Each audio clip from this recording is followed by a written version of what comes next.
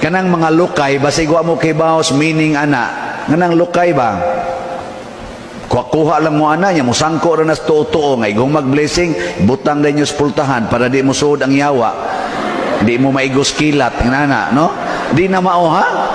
Kanang lukay, duha na kabuk meanings. Unsa may una, nga gidawat nimo si Kristo nga mosulod sa imong kasing-kasing. Sama sa pagsulod ni Kristo ngadto sa Jerusalem, nagwarawara sila lukay kay gidawat nila si Kristo. Pero karon gidawat sa kasing-kasing. Ang sunod nga meaning nga magpakamatay ta sama ni Kristo, martyrdom. Muna nga itong mga martyr samang Pedro Calungsod, Lorenzo Ruiz, na agin ng lukay ang palma. Ibutang na nga silang dughan. Simbolo na sa ilang pagpakamatay ni Kristo.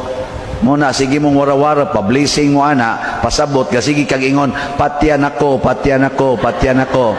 Yang pare mo, dool dayon. O, sige, karuna ka, patay na ka. Eh, kanang patay, blessingan mo na, di ba?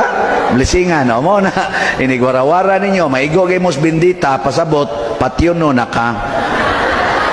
Pero dili tingali patay nga karon dayon, patya ang imong garbo, patya ang imong sala, patya ang imong pagka-selfish.